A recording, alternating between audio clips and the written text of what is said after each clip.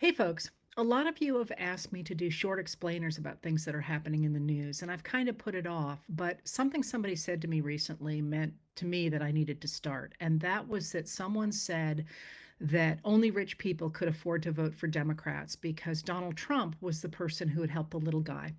And to put that in context, you have to understand a little bit about the way that approaches to the American economy have changed in our lifetimes, really since the 1930s or since the post-World War II era in the 1940s and the 1950s. And that is that after the Great Depression was really underway, starting in about 1933, Democratic President Franklin Delano Roosevelt changed the American government from simply supporting the protection of property to trying to invest in ordinary Americans, trying to regulate business and to create a tax structure that meant that wealthy people paid more money so that there would be social services in order to make things better in the economy for people who were in the middle class or people who were just starting out.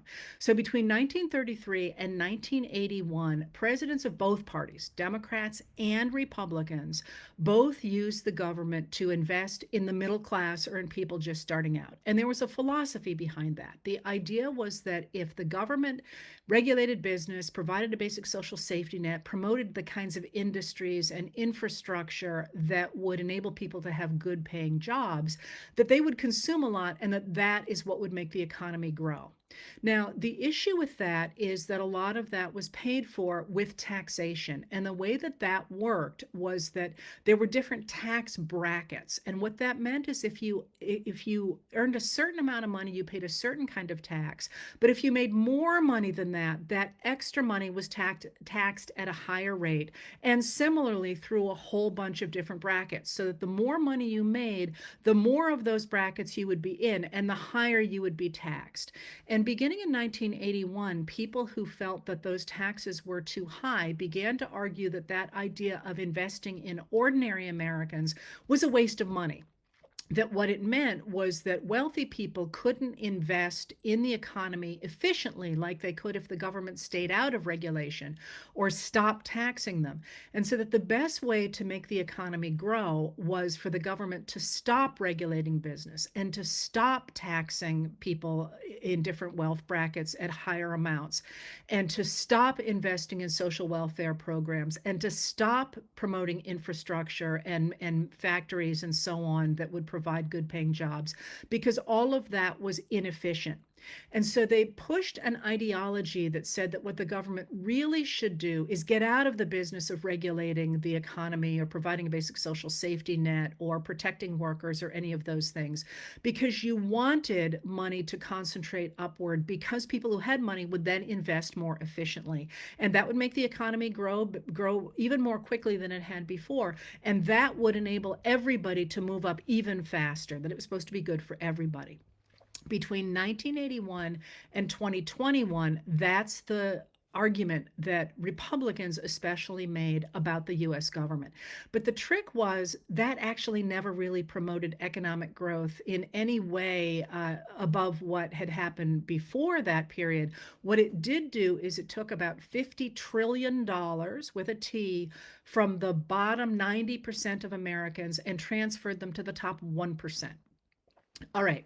So when Joe Biden got into office in 2021, he said, "No, we're not going to do that any longer. We're not gonna just concentrate money at the top, because what it's done is it's put a whole lot of people into really precarious economic circumstances, and as a result, they don't believe in democracy anymore."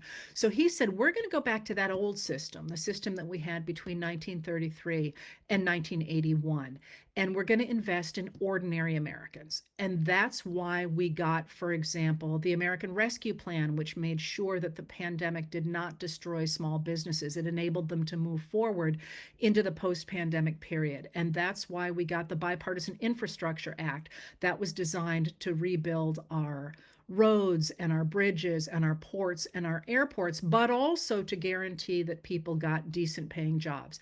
This is why he worked so hard to support organized labor, walked on a picket line, for example.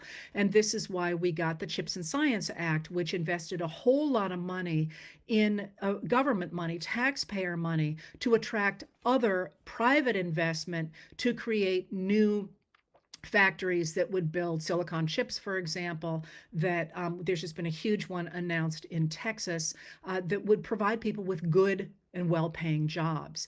Okay, so think about what that did. What that said to those people who had made bank in the previous 40 years was that we must stop this system. And that's why you heard so much from Trump and the Republicans about how the economy was terrible. In fact, Joe Biden's economy was the best in the world. We had the lowest unemployment that we've had since the 1960s. If you were in the bottom 80% of American workers, your wages increased faster than the rate of inflation, which was high, but it was high all over the world after the pandemic for a number of different reasons. It was lower in the US than anywhere else, and it has come down to the normal rate of about 2%. At the same time, the stock market also boomed, hitting all kinds of record prices, record amounts, because that system works as it did between 1933 and 1981.